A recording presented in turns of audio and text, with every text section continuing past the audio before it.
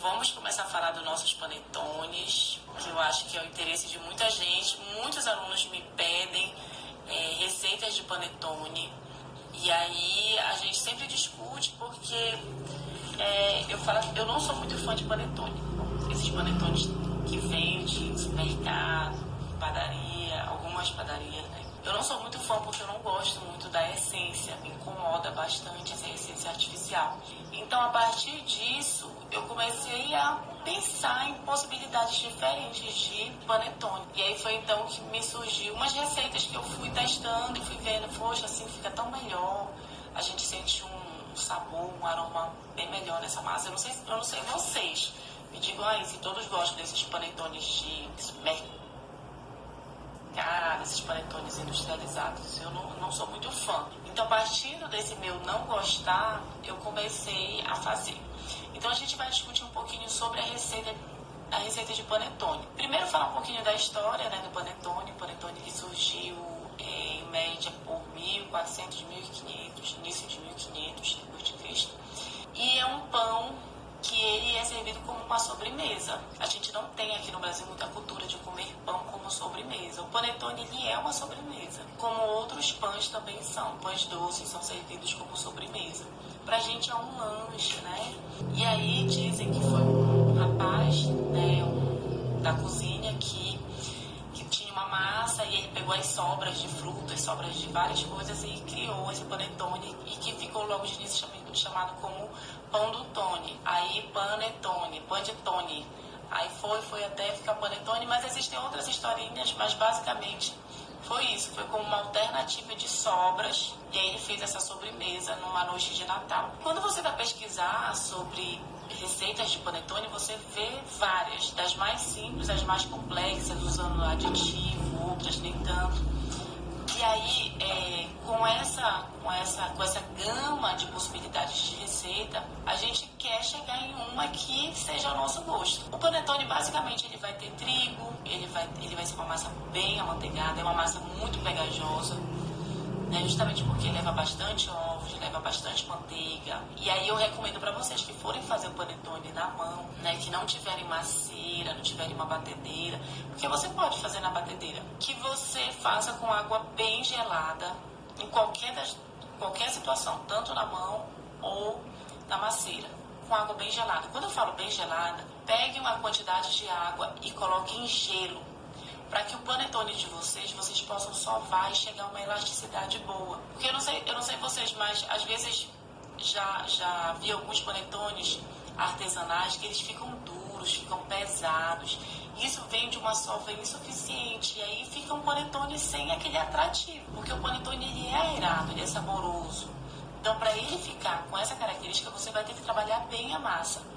E por mais que ela seja pegajosa, dá para você trabalhar. Uma sova ideal para um panetone pegajoso é tu trabalhar uma sova onde tu pega as pontas, estica e bota pro centro.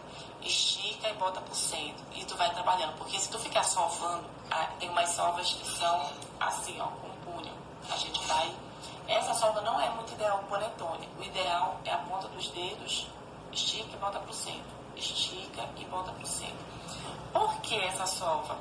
Porque é uma sova que você vai poder fazer e a massa não vai aquecer tanto, você vai fazer suficientemente para que você desenvolva bem o seu glúten. Quando eu pego essa massa na ponta, estico e boto para o centro, o que eu estou fazendo? Eu estou alinhando o meu glúten.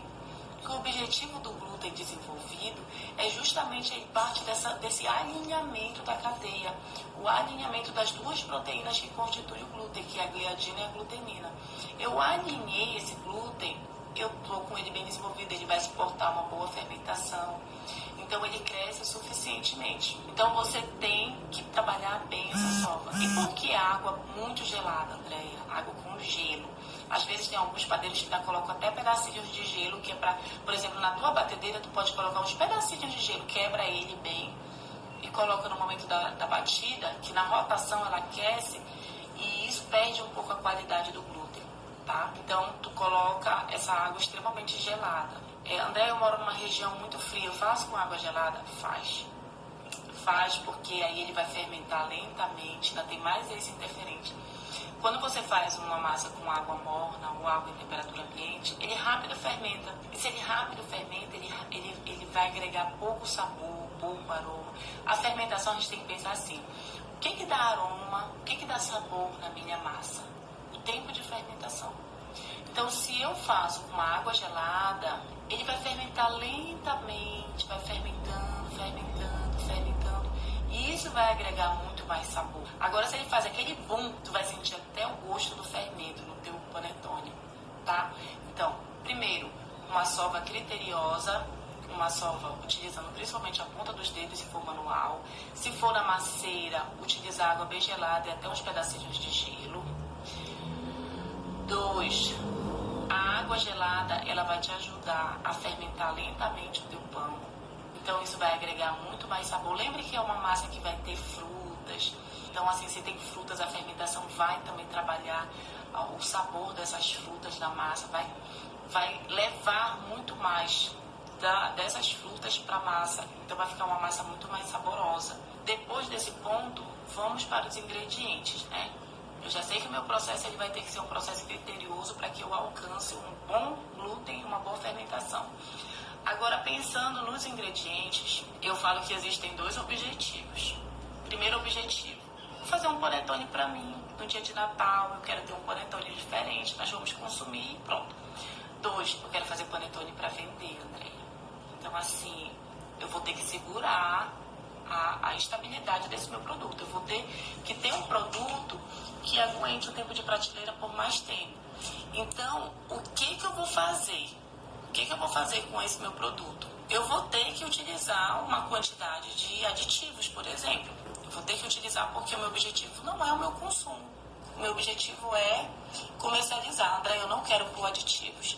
Aí a gente pode pensar em alternativas de aditivos naturais para você estar colocando e tá segurando um pouquinho mais o tempo de prateleira do seu produto.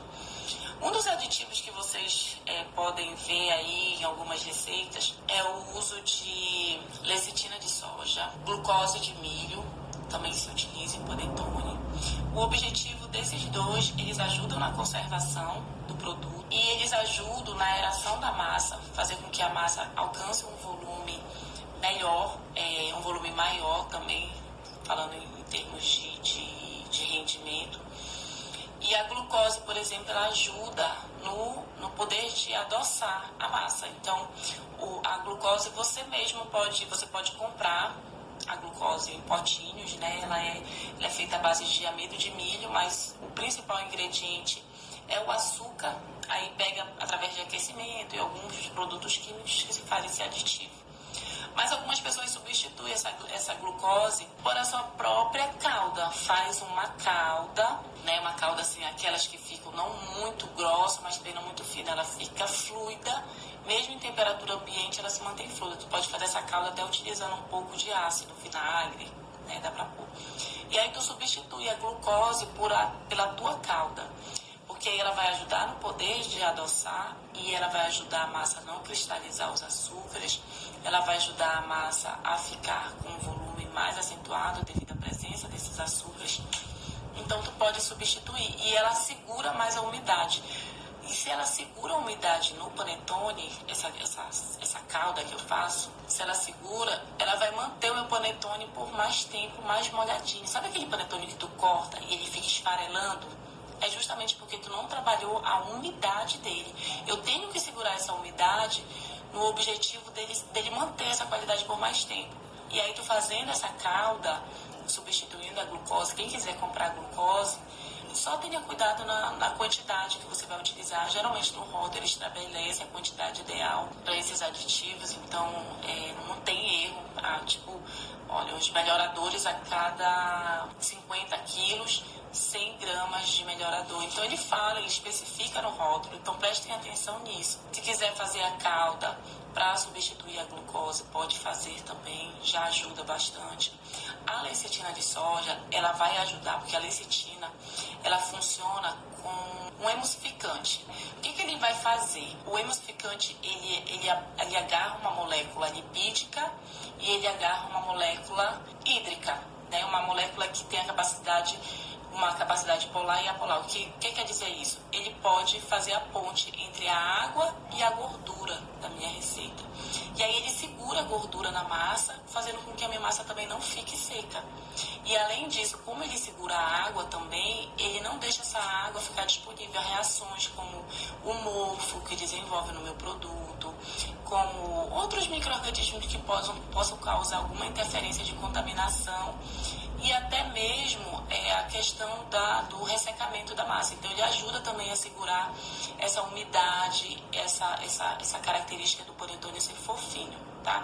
Por isso que as indústrias colocam a lecitina, colocam a glucose, justamente para manter o produto mais úmido por mais tempo. E aí, entre os outros ingredientes, você tem os ovos, né? Algumas receitas vocês vão ver que colocam mais gema do que o ovo inteiro, uma quantidade grande de açúcar.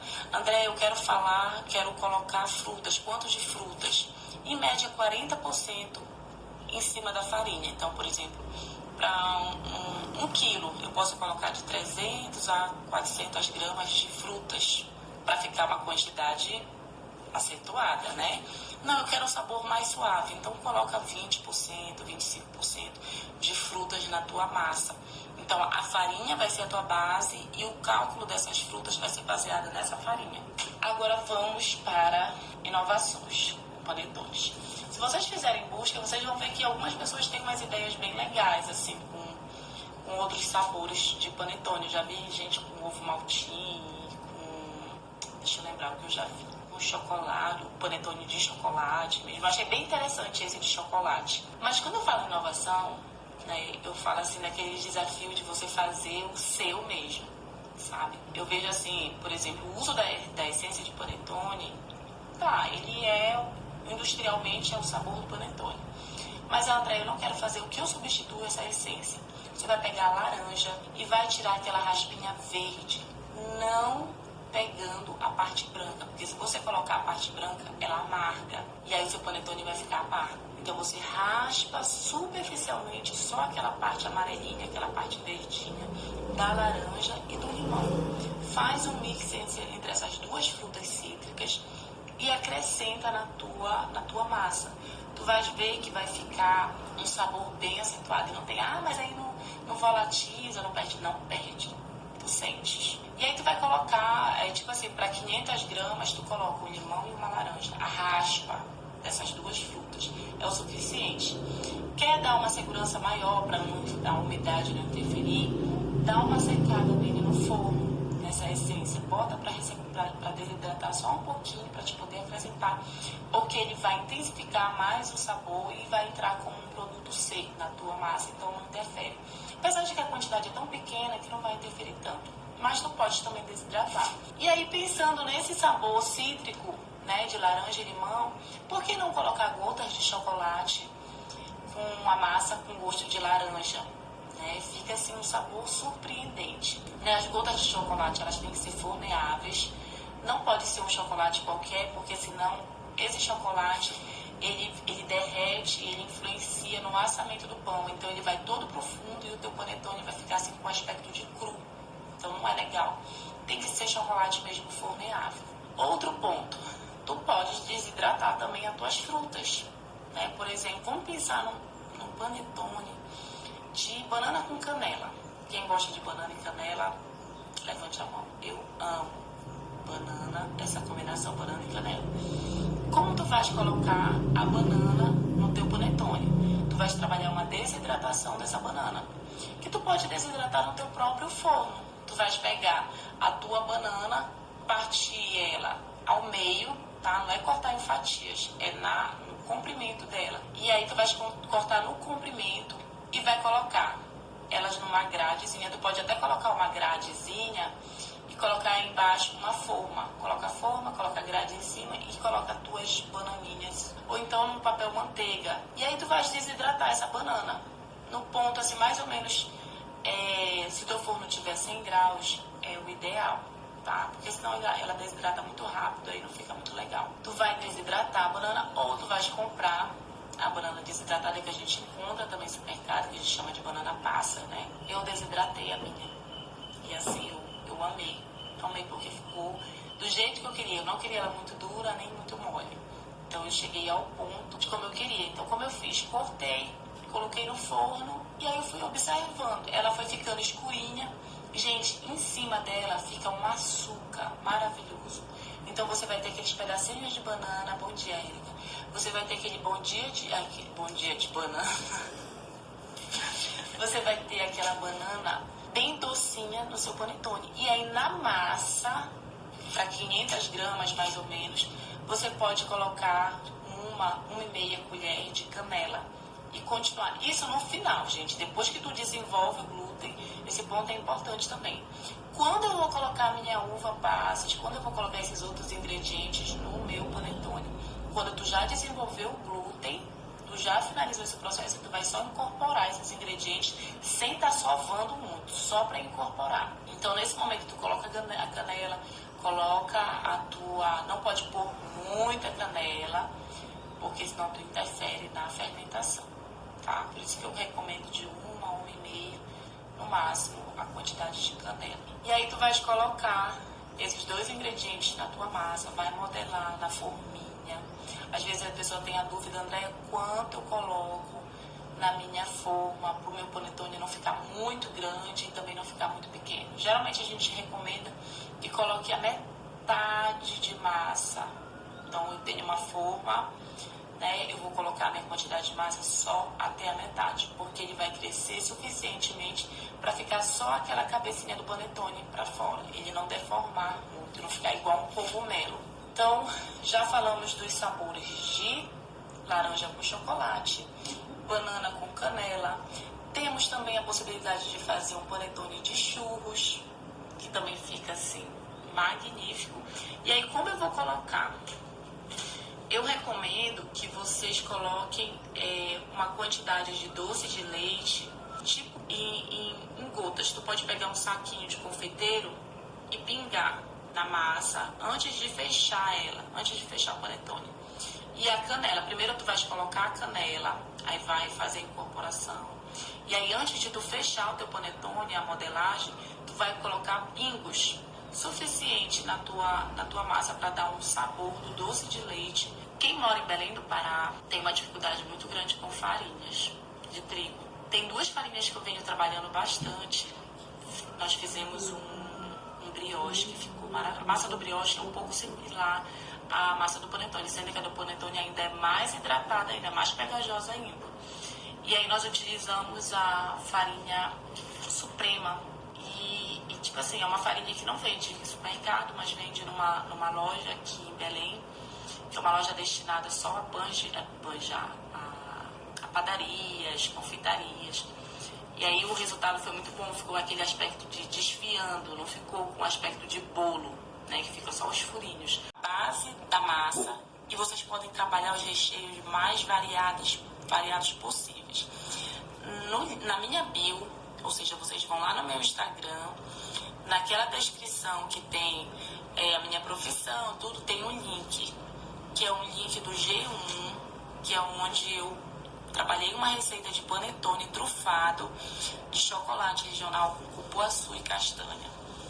Então, lá vocês vão ter a base da massa e a partir dali vocês podem ou reproduzir a mesma receita desse de cupuaçu com chocolate e castanhas, ou vocês podem, não, eu vou fazer a mesma massa, só que eu vou colocar frutas cristalizadas, as minhas frutas desidratadas, vou colocar as cascas. Para eu trabalhar a casca da laranja, como é que eu faço? Eu pego, tiro uma casca bem bonita de laranja, de tangerina fica maravilhoso. Você vai ferver por 3 vezes essa casca. Pega, ferve, troca a água, ferve de novo, tá? E aí, nesse processo de ferver, você vai tirando esse amargor. Você pode até provar para sentir se ainda tá amargo. Depois disso, você vai preparar uma calda levemente grossa, mas o suficiente para aderir à superfície dessa casca. Corta em tirinhas ou corta em cubinhos, tá? E aí você vai, depois que passar na calda, você passa no açúcar cristal e você vai ter frutas cristalizadas, tá? Aí essas frutas vocês vão pegar e vão colocar na massa de panetone no final que vocês sovarem massa. Então, por exemplo, eu posso ter um panetone com sabor de tangerina com chocolate. E assim, gente, as pessoas que provarem panetones de vocês com esses sabores diferenciados, com certeza elas vão se tornar muito mais críticas depois que elas forem provar um outro panetone desses tradicionais com essas frutas que para mim às vezes são horrorosas, com sabores tão artificiais, né? Então, partindo desse princípio que o teu panetone, além de muito sabor agregado, ele vai ter esse sabor que é único, as pessoas vão, quando pensarem em panetone, não, eu comi um panetone lá da Maria que para mim não tem melhor, tá? E aí vai da imaginação. Poxa, eu tenho tal fruta na minha casa. Vocês sempre vão pensar em frutas com uma quantidade de umidade, de água menor. Então, desidratar frutas, pensar em cascas que vocês possam cristalizar, pensar em chocolates forneados, em raspas de frutas. Tudo isso vai agregar muito mais aroma e muito mais sabor a partir de uma fermentação bem trabalhada. Assou o panetone, né? Vocês já viram a técnica que pega um pau de churrasquinho e fura de um lado e do outro, e aí faz com que ele fique esfriando de cabeça para baixo. Isso vai ajudar ele a ficar com aquele aspecto de tiras, né? Ele não fica com alvéolos redondinhos, ele fica com alvéolos compridos. E aí tu vai ter um panetone com um aspecto bem original, com sabor agregado, e não vai ter para ninguém os panetones de vocês. Alguma dúvida em relação aos nossos panetones, que eu sei que vocês vão arrasar nesses panetones? A receita tá lá na minha bio, é só clicar. É uma receita do G1 que eu participei ano passado e ela tá bem descrita. Eu uso nessa receita a lecitina de soja porque eu faço pensando nas pessoas que gostam de comercializar, mas quem não tem a lecitina de soja pode tirar ela da receita e fazer ela simplesmente com os outros ingredientes sem problema nenhum. A live de hoje era pra gente falar um pouquinho do panetone, estimular vocês a produzirem esses panetones. O mercado precisa de coisas novas, precisa de sabores novos. As pessoas, a gente não pode ficar só nesse tradicional. Vamos falar do fermento antes de eu encerrar minha live. Pior coisa que existe é tu comer um pão que tenha o sabor residual de fermento. Então, como é que a gente vai fazer para o nosso panetone ficar apenas com o sabor das frutas, o sabor das essências que nós vamos trabalhar? Você vai pegar, por exemplo, de 500 gramas, você vai pegar 100 gramas da farinha de trigo. Por exemplo, a minha receita, Andréia, pede 500 gramas. Pega 100 gramas, pega a quantidade de fermento da receita, hidrata com mais ou menos 70% de água. Então, 100 gramas de farinha de trigo, 70 gramas de água, a quantidade de fermento, seja 8 gramas, 7 gramas. Deixa ela fermentar por mais ou menos 30, 40 minutos até 1 hora. Deixa fermentar, fora da receita. Fermentou, eu vou começar a fazer meu panetone, tá? Isso vai quebrar o sabor residual de fermento no teu produto final. E aí tu vais ter um panetone muito mais saboroso. Tô muito feliz com o resultado das lives no domingo. Acho assim que tá dando pra gente interagir bem. É o momento também que a maioria das pessoas tem tempo, né? De poder, eu fazia dia de terça à noite, era muito corrido pra mim. E agora dia de domingo eu tô podendo acordar mais tranquila. É um momento assim que eu tô mais livre. Na verdade é o dia que eu fico mais livre, é no domingo. Então, por enquanto está dando super certo, estou muito feliz. A nossa próxima live vai ser no próximo domingo, às 9 horas. Aqui nós vamos discutir mais um pouco sobre pães. E aí, durante a semana, eu vou trazendo algumas novidades para vocês de outros pães. Se quiserem deixar ideias também de lives para a gente discutir, quem gosta do assunto, pode deixar aí no direct, que aí eu vou trabalhando cada vez mais. Tá bom, gente? Muito obrigada. Até o próximo domingo.